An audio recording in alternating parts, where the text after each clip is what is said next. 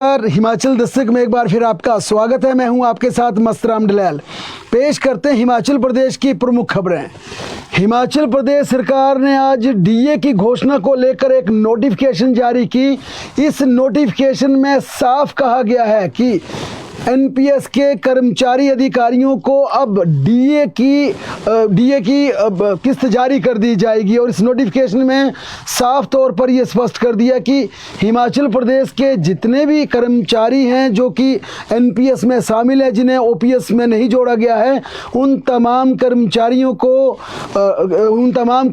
और अधिकारियों को डीए जारी कर दिया जाएगा। और डीए किस प्रकार से होगा, यानी कि इस नोटिफिकेशन में स्पष्ट किया गया है कि एनपीएस में शामिल राज्य सरकार के कर्मचारी अधिकारियों को केंद्रीय कर्मचारियों की तर्ज पर डीए मिलेगा। जब केंद्र सरकार डीए की अनाउंसमेंट कर देगी, उसी डेट से, उसी तारीख से उन कर्मचारी अधिकारियों को एनपीएस जारी कर दिया जाएगा। लेकिन ये एनपीएस कर्मचारी असल में कौन है, ये समझना बेहद जरूरी है, क्योंकि इस नोटिफिकेशन, पहली बात ये नोटिफिकेशन गोलमोल थी। दूसरा, इस नोटिफिकेशन के बाद कर्मचारी इस बात को लेकर असमंजस में थे कि ये कौन है, ये किसे मिलेगी और ऐसी अलग ये नोटिफिकेशन जारी क्यों की गई।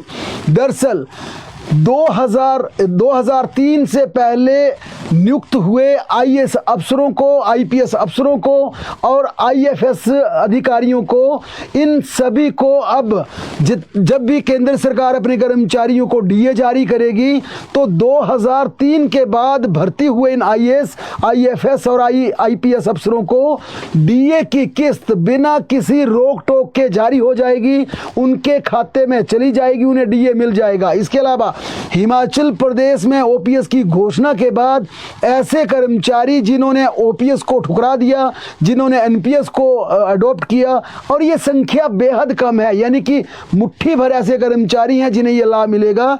यानी इस पूरी नोटिफिकेशन के बाद राज्य के कर्मचारी ये कह रहे हैं कि इस नोटिफिकेशन से ये साफ संकेत मिल रहा है कि आईएएस अधिकारियों को, आईपीएस अधिकारियों को और आईएफएस अफसरों को डीए देने के लिए ये बड़ी चतुराई के साथ नोटिफिकेशन की गई है।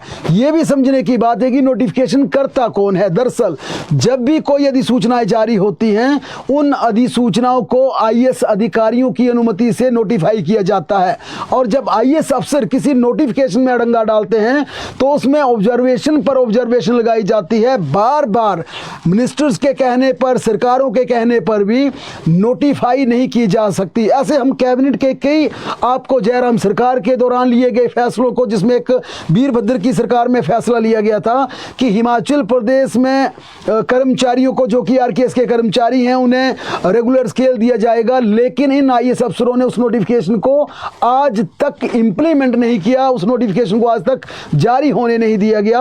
आउटसोर्स के कर्मचारियों को जयराम सरकार ने जाते जाते फैसला लिया, आउटसोर्स कर्मचारियों को रेगुलर स्केल दिया जाएगा, उनके लिए कई तरह के नियम बना दिए गए, लेकिन उस सरकार के उस दौरान के अधिकारियों ने उसकी नोटिफिकेशन जारी नहीं की।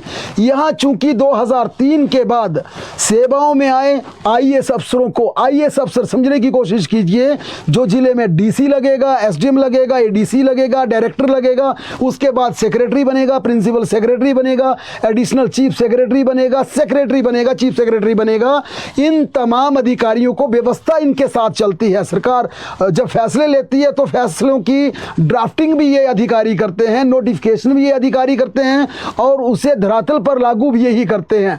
लिहाजा जब एनपीएस के कर्मचारियों को ओपीएस का तोहफा मिल गया तो सबसे खफा 2003 के बाद हिमाचल प्रदेश के आईएएस अधिकारी थे, जो 2003 के बाद सरकारी सेवाओं में आए थे, यूपीएससी का एग्जाम क्लियर करके आए थे। उन 2003 के बाद आईएएस अफसरों को नाराजगी थी, आईएएस अफसरों को नाराजगी थी, आईएफएस अफसरों को नाराजगी थी।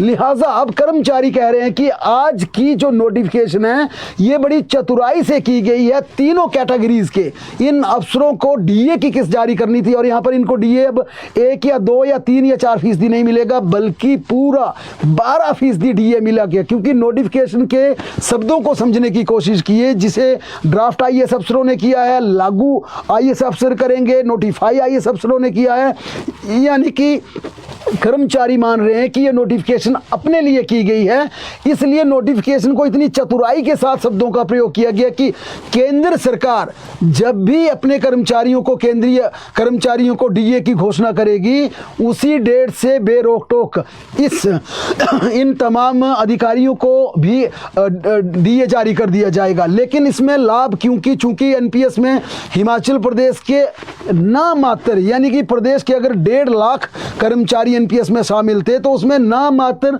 ये संख्या सैकड़ों में भी हो सकती है। हमने आज वित्त विभाग से ये संख्या जानने की कोशिश की लेकिन आंकड़ा उपलब्ध नहीं हो पाया। लेकिन इतना जरूर है कि 1% भी ऐसे कर्मचारी नहीं होंगे जो कि एनपीएस में होंगे। लेकिन जो पूरा अगर कैडर की बात की जाए, आईएएस, आईएफएस और आईपीएस, ये हिमाचल प्रदेश में 300 हैं और 300 में भी 2003 से पहले वाले को ये लाभ नहीं मिलेगा, लेकिन 2003 के बाद जो भर्ती हुए हैं, चाहे आईएएस, आईएफएस से आईएएस हैं, उन्हें मिलेगा। और सबसे बड़ी बात है, अब इन्हें 12% डीए पिछला मिल जाएगा और जब भी केंद्र सरकार डीए की घोषणा करेगी, इनके खाते में ये चली जाएगी। यानी राज्य में लाखों का वेतन लेने वाले इन तीनों कैटेगरीज के अफसरों को अब डीए का ना इंतजार करना पड़ेगा, ना डीए की डिमांड करनी पड़ेगी। ज्यों ही केंद्र सरकार अपने कर्मचारियों को डीए देगी, 3 महीने बाद या 4 महीने बाद डीए मिलेगा, इनके खाते में, इनके वेतन में डीए के साथ बढ़ी हुई सैलरी ने मिल जाएगी। आपको याद होगा जयराम सरकार में भी इस प्रकार की एक अद्भुत, बड़ी चतुराई भरी नोटिफिकेशन जारी की गई थी और उस नोटिफिकेशन में इन आईएएस अफसरों ने, आईएफएस अफसरों ने, आईपीएस अफसरों ने नोटिफिकेशन जारी की थी जब राज्य सरकार के मौजूदा मुख्य सचिव प्रबोध सक्सेना वित्त विभाग के प्रधान सचिव थे। उस दौरान नोटिफिकेशन जारी हुई कि केंद्रीय कर्मचारियों को उसी दौरान, जो हिमाचल प्रदेश के केंद्रीय कर्मचारी हैं जो कि भारत सरकार के अधीन आते हैं, उन्हें डीए उसी दिन जारी कर दिया जाएगा जब केंद्र सरकार इसकी अनाउंसमेंट करेगी। इसका मतलब समझते हैं, इसका मतलब सीधा था, जिस दिन केंद्र सरकार ने डीए की घोषणा की, उसी दिन केंद्रीय कर्मचारी, भारत सरकार के अधीन कर्मचारी कौन है? आईएएस, आईपीएस, आईएफएस, यानी पुलिस के अफसर, प्रशासनिक अफसर और वन विभाग के आला अफसर। इन अफसरों को उसी दिन डीए मिल जाएगा और हिमाचल प्रदेश के कर्मचारियों को तब मिलेगा जब वित्तीय स्थिति सुधरेगी। कर्मचारियों ने विरोध किया, डट के विरोध किया और दबाव में आकर जयराम सरकार को यह फैसला वापिस लेना पड़ा। अब बड़े दिन से आईएएस अफसर परेशान थे कि हम भी पिसते जा रहे हैं, कर्मचारी छोटे क्लास 4, क्लास 3, क्लास 2, हम इनके चक्कर में कहां पिस रहे हैं, क्योंकि हम तो केंद्र सरकार के अधीन आते हैं। लेकिन बड़ी बात है कि डीए का पैसा, वेतन हिमाचल प्रदेश के खजाने से जाता है और इस राज्य की इस समय वित्तीय स्थिति से हर कोई वाकिफ है। लेकिन फिर ये नोटिफिकेशन जिस प्रकार से करनी थी, क्योंकि इस नोटिफिकेशन के मायने समझना बेहद जरूरी है। ये बड़ी चतुराई भरी नोटिफिकेशन जारी की गई है। आज जारी हुई इस नोटिफिकेशन में एनपीएस अधिकारी कर्मचारियों को डीए को लेकर साफ आदेश जारी कर दिए हैं कि जो केंद्र सरकार अपने कर्मचारियों को डीए दे रही है, उसी आधार पर, यानी ये बैक डेट से इन तमाम प्रदेश के एनपीएस, और एनपीएस में कौन है पहले बता दिए, जिन्होंने ओपीएस को ठुकराकर एनपीएस अडॉप्ट किया है, मुट्ठी भर कर्मचारी, नाम मात्र, सैकड़ों में संख्या नहीं है। लेकिन 2003 के बाद भर्ती हुए आईएएस अफसर, आईपीएस अफसर, आईएफएस अफसर, इनको इसका सीधा लाभ मिल जाएगा, डीए मिल जाएगा। यानी 12% डीए की राशि इनके खाते में अगले महीने वेतन के साथ आ जाएगी, सैलरी के साथ आ जाएगी। इसकी बड़ी वजह यह भी है कि एनपीएस कर्मचारियों को हर महीने एनएसडीएल को कंट्रीब्यूशन जाता था। ऐसे में एनपीएस कर्मचारियों को डीए ना मिलने से काफी नुकसान हो रहा था। ऐसे में प्रदेश के एनपीएस अडॉप्ट किए कर्मचारियों को अगले माह की सैलरी के साथ डीए की राशि उनके खाते में आ जाएगी। अधिसूचना में यह भी कहा गया कि अगर किसी को मान लीजिए 6050 पैसे का डीए बनता है तो उसको 6001 रुपए, यानी 50 पैसे के अबव फिर दिया जाएगा। 50 पैसे को वहां पर कंसीडर नहीं किया जाएगा, यानी 50 पैसे की राशि उच्चतर रुपए में ली जाएगी। हालांकि इसका दूसरा पहलू फिर समझाने का प्रयास करते हैं। एनपीएस में शामिल अधिकारियों को, कर्मचारियों को 10% इंप्लॉय का कंट्रीब्यूशन जा रहा था, उनके वेतन से कट रहा था, उनकी जेब से कट रहा था, जबकि ओपीएस अडॉप्ट करने वाले कर्मचारियों का कंट्रीब्यूशन नहीं कट रहा, उनके वेतन से पैसा नहीं कट रहा है। और इंप्लॉयर के रूप में हिमाचल प्रदेश की सरकार भी 14% कंट्रीब्यूशन दे रही है। ये एक हालांकि मजबूत पहलू था इनका कि इनका कंट्रीब्यूशन कम कट रहा था, क्योंकि डीए ना मिलने से इनकी सैलरी कम हो गई थी, इनका वेतन कम कट रहा था। और जो एम्प्लॉयर के रूप में हिमाचल प्रदेश की सरकार 14% कंट्रीब्यूशन दे रही थी। हालांकि ये भी हिमाचल प्रदेश की सरकार है, हिमाचल प्रदेश देश का ऐसा इकलौता ऐसा राज्य है जो अपने कर्मचारियों के लिए एनपीएस के लिए 14% कंट्रीब्यूशन दे रहा है। लेकिन उसमें भी एक बड़ी महत्वपूर्ण बात है कि उन्हें नुकसान हो रहा था, क्योंकि अगर उनको 4% डीए या 12% डीए है, 12% डीए मिल जाता तो 12% डीए की बढ़ोतरी के साथ सैलरी आती और इस आधार पर राज्य सरकार का 12% कंट्रीब्यूशन की राशि भी बढ़ जाती। ये दोहरे नुकसान के साथ इसके अलावा इन एनपीएस में चाहे वो ये तमाम आईएएस आईएफएस या आईपीएस हैं या फिर जो राज्य सरकार में एनपीएस अडॉप्ट करने वाले हैं, इनको एक बड़ा लाभ ये हो रहा था कि इस राशि पर, कंट्रीब्यूशन की राशि पर, जो कि एनपीएस का कंट्रीब्यूशन एम्प्लॉयर और एम्प्लॉयर का जा रहा था, इस पर इंटरेस्ट भी कम मिल रहा था। एक बड़ा नुकसान जरूर था। लेकिन इन पूरी इस नोटिफिकेशन को देखें तो राज्य के कर्मचारियों का मानना है कि नोटिफिकेशन आईएएस अफसरों ने अपने हितों को ध्यान में रखते हुए जारी की है। लेकिन अब इस नोटिफिकेशन के बाद कर्मचारियों को आस है कि दिवाली को उन्हें भी डीए की 3 ना से ही 1 जरूर मिल जाएगी। हालांकि मुख्यमंत्री ने भी ये कहा था कि कर्मचारियों के लिए उनका मन बिल्कुल धड़कता है, वे कर्मचारियों के हितैषी भी हैं। ये अलग बातें कि जिस प्रकार से आरोप लगाए जाते हैं वो बेबुनियादी हैं, उनका कोई आधार नहीं है। और मुख्यमंत्री ने कहा था कि प्रदेश की वित्तीय स्थिति होने पर कर्मचारियों की बकाया पाई लौटा दी जाएगी। लेकिन इतनी जरूर उम्मीद बंधी है कि अब इस नोटिफिकेशन के बाद तमाम राज्य के उन कर्मचारियों को जो कि महंगाई के इस दौर में वंचित है, लंबे समय से डीए उनको नहीं मिल रहा है, कम से कम उन्हें जो 12% डीए उनका दे बनता है, अब 4% अगर केंद्र और देता 16% हो जाएगा। लेकिन उन कर्मचारियों को कम से कम 1% एक किस्त माफ कीजिएगा जरूर मिल जाएगी। उधर एक हिमाचल प्रदेश के तमाम एनपीएस में जितने भी ओपीएस को अडॉप्ट करने वाले कर्मचारी, उनके लिए एक अच्छी खबर आई है। और ये अच्छी राहत भरी खबर ये है कि पहली बार किसी को एन्युटी से वापस 40% पैसा ले सकते हैं। पहले थी केवल गंभीर बीमारी की स्थिति में 40% की निकासी संभव थी। जिला अध्यक्ष एनपीएस से चंबा सुनील जरियाल ने कहा कि सेवानिवृत्त रमन कांता देश की पहली सामान्य निकासी से 40% राशि वापस लेने वाली पहली कर्मचारी, देश की पहली कर्मचारी चंबा की बनी है। जरियाल ने बताया कि रमन कांता का एनएसडीएल के पास अब कोई पैसा शेष वापस नहीं बचता, क्योंकि वह भी एनपीएस में थी, बाद में उन्होंने ओपीएस अडॉप्ट कर लिया। तो ये क्यास लगाए जा रहे थे कि रमन कांता को भी उसका पैसा नहीं मिलेगा।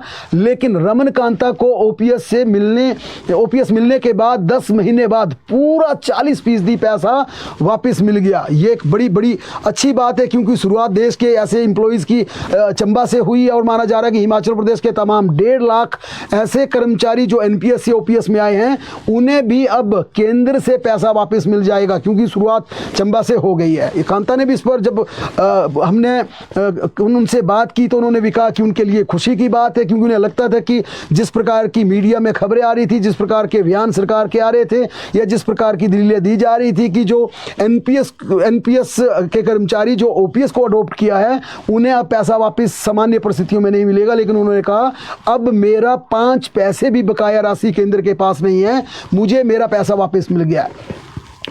केंद्र सरकार ने आज हिमाचल प्रदेश के लिए जीएसटी का 1489 करोड़ रुपए जारी कर दिया। हालांकि ये प्रदेश सरकार का हक है, प्रदेश सरकार का जीएसटी का शेयर मिलना था। लेकिन इस राशि मिलने के बाद जयराम ठाकुर ने ट्वीट करते हुए केंद्र सरकार का इसके लिए धन्यवाद किया। मुख्यमंत्री सुखविंदर सिंह सुक्खू आज नवरात्रि का पर्व था और आज तारा देवी मंदिर में शीश नवाने अपनी धर्मपत्नी विधायक कमलेश ठाकुर के साथ पहुंच गए। उन्होंने मंदिर में पहुंचकर पूजा अर्चना की और प्रदेश की समृद्धि की कामना की। और उन्होंने ये भी कहा कि इस समय प्रदेश के लिए बेशक एक बड़ी चुनौतियां सामने हैं, क्योंकि जिस प्रकार से अर्थव्यवस्था को पटरी पर लाने के लिए सरकार बड़े फैसले ले रही है, उसमें उन्होंने सहयोग की भी कामना की और उन्होंने पूजा अर्चना की। इस दौरान उनकी धर्मपत्नी कमलेश ठाकुर ने भी पूजा अर्चना की और प्रदेश के उज्जवल भविष्य के लिए उन्होंने मां से आशीर्वाद मांगा। हिमाचल प्रदेश में अगले माह जेबीटी, टीजीटी और सीएनबी के 2000 2800 पदों पर भर्ती प्रक्रिया शुरू हो जाएगी। इन पदों पर सीधी भर्ती के लिए राज्य चयन आयोग हमीरपुर को सिर्फ राशि भेजने की शिक्षा विभाग ने यहाँ पर तैयारी, सिफारिश भेजने की शिक्षा विभाग ने तैयारी शुरू कर दी है। शिक्षा मंत्री रोहित ठाकुर ने निर्देश पर भर्ती प्रक्रिया से संबंधित नियमों में बदलाव जारी किया जा रहा है। इस माह के अंत तक भर्ती एवं पदोन्नति नियम तैयार कर आयोग को विज्ञापन के लिए जारी कर दिए जाएंगे।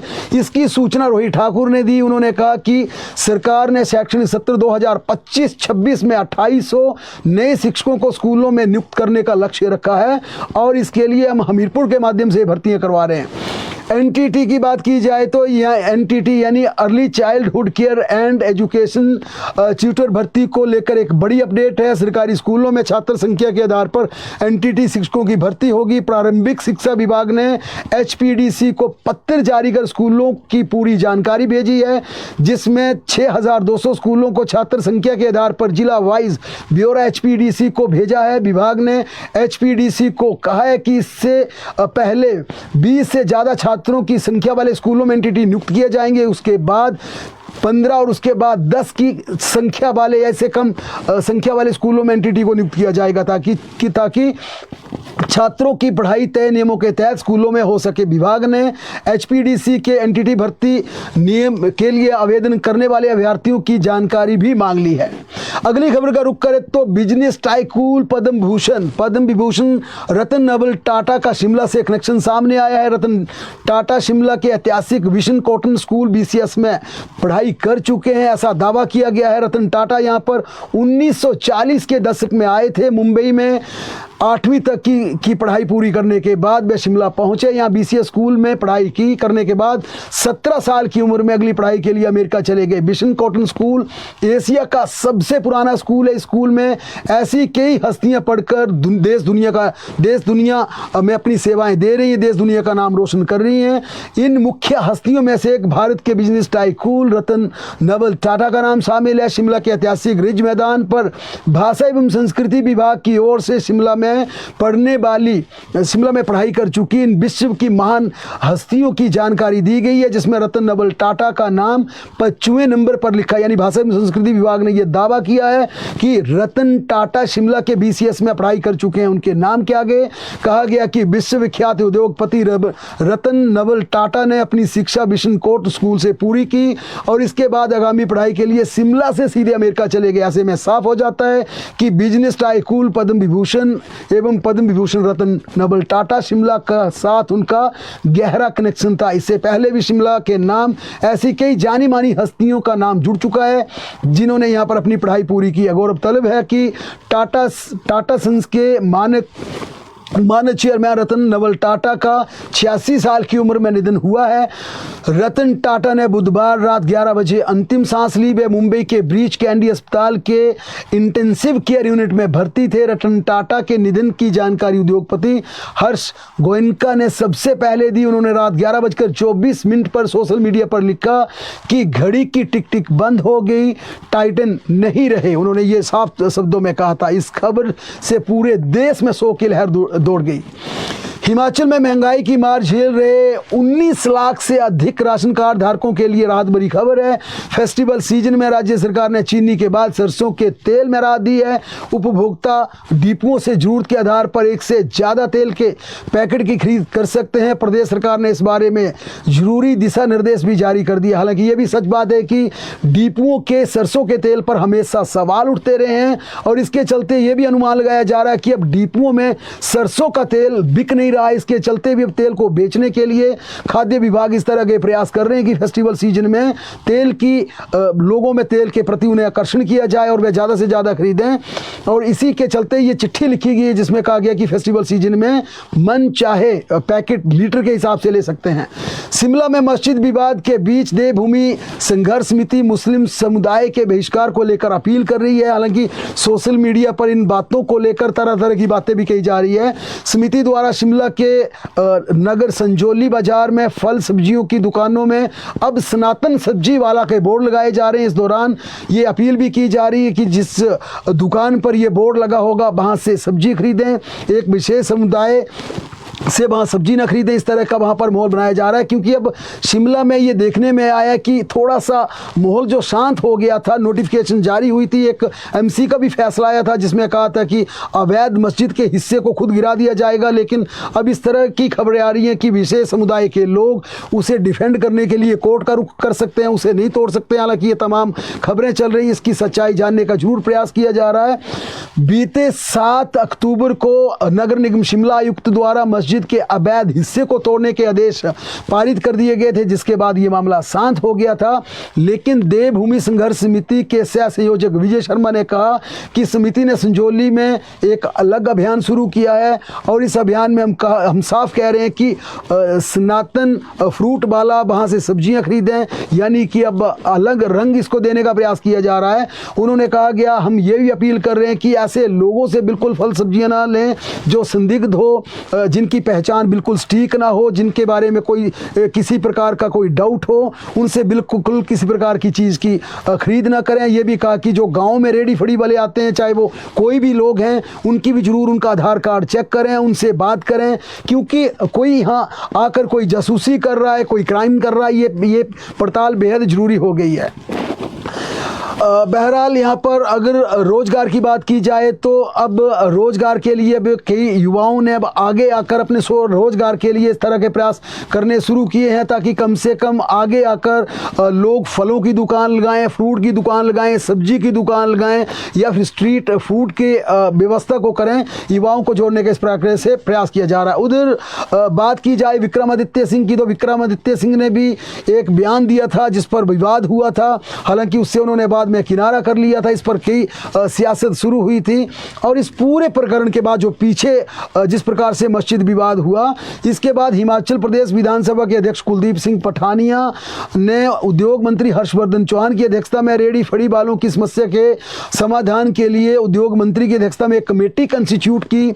ये कमेटी स्ट्रीट वेंडर पॉलिसी के लिए रूल्स तैयार कर रही है, पॉलिसी बना रही है, जनता के सुझाव भी मांग रही है, ताकि कम से कम हिमाचल प्रदेश में कोई ऐसा संदिग्ध व्यक्ति ना आए। और ये संदिग्ध व्यक्ति किसी विशेष समुदाय का ना होकर बल्कि किसी की देश के किसी भी हिस्से का हो सकता है, प्रदेश का भी हो सकता है, हिमाचली भी हो सकता है, किसी भी राज्य का हो सकता है।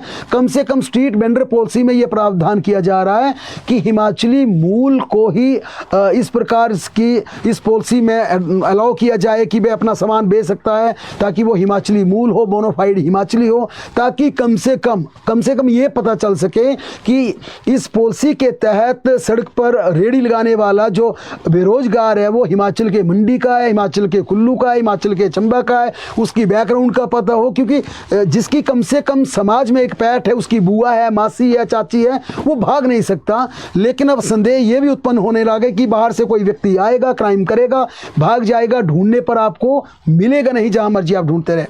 उधर पुलिस थानी ज्वाली के अंतर्गत ग्राम पंचायत हरसर के चादर नामक स्थान पर एक दर्दनाक सड़क हादसे में 3 युवकों की दुखद मौत हो गई।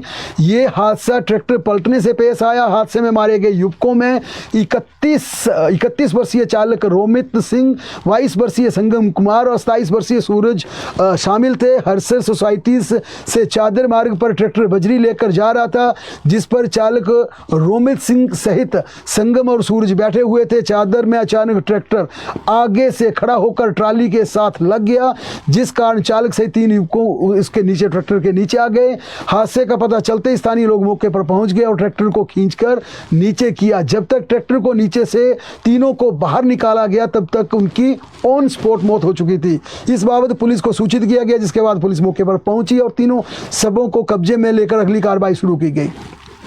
पुलिस थाना नालागढ़ के तहत देवोटा में एक व्यक्ति से मोबाइल टावर लगाने के नाम पर ठगी का मामला सामने आया। छात्रों ने व्यक्ति के झांसे में आकर 5,31,500 रुपए की धोखाधड़ी कर डाली। पुलिस को दी शिकायत में जगत सिंह पुत्र बख्तियार सिंह निवासी गांव देवोटा ने बताया कि किसी अज्ञात नंबर से आइडिया कंपनी का मोबाइल टावर लगाने के लिए फ़ोन आया था। छात्रों ने उसे झांसा देकर 5,31,500 रुपए अलग अलग बैंक खातों में डलवा कर ठग लिए। अतिरिक्त अतिरिक्त पुलिस अधीक्षक अशोक वर्मा ने बताया कि मामला दर्ज कर इसकी छानबीन शुरू कर दी है। नेता प्रतिपक्ष जयराम ठाकुर ने कहा कि हिमाचल प्रदेश के स्वास्थ्य विभाग में एक बड़ा घोटाला सामने आया। उन्होंने इस प्रकार के आरोप लगाए। उन्होंने कहा कि यह घोटाला ट्रामा सेंटर में मेन पावर उपलब्ध करवाने के नाम पर हुआ। 1.5 साल से बंद पड़ा आईजीएमसी का नवनिर्मित ट्रामा सेंटर सिर्फ कागजों में चल रहा था और वहां पर अलग अलग समय में स्पोर्टिव और पैरामेडिकल स्टाफ की नियुक्ति ठेकेदार के माध्यम से करा दी गई। अपने चहेतों को लाभ दिलवाने के लिए सभी कायदे कानून ताक पर रख दिए गए। एक बंद पड़े ट्रामा सेंटर में सैकड़ों कर्मचारी की नियुक्ति की गई और बिना एक भी मरीज का इलाज किए ट्रामा सेंटर के मैन पावर के नाम पर 2 करोड़ 30 लाख का बिल सरकार को लाद दिया गया, हिमाचल प्रदेश पर लाद दिया गया। गौरतलब है कि मैन पावर के लिए गए केंद्र सरकार का पैसा लिया जा रहा है। उन्होंने कहा कि ये केंद्र का पैसा है। जयराम ठाकुर ने कहा कि ये केंद्र द्वारा जनहित में पैसा हिमाचल प्रदेश को भेजा गया है, जिसकी लूट की जा रही है। इसको लेकर कई बार प्रदर्शन भी किया जा चुका है। राज्य आबकारी एवं कराधान विभाग को 20 नए जूनियर ऑफिस असिस्टेंट 817 मिल गए। राज्य चयन आयोग हमीरपुर की सिफारिश के बाद इन्हें आबकारी एवं जीएसटी विंग में तैनाती दी गई है। इस संबंध में राज्य आबकारी एवं कराधान आयुक्त की ओर से आदेश जारी कर दिया। बहरहाल प्रदेश की तमाम बड़ी खबरों के लिए लगातार जुड़े रहें हमारे साथ, देखते और पढ़ते रहें हिमाचल दस्तक।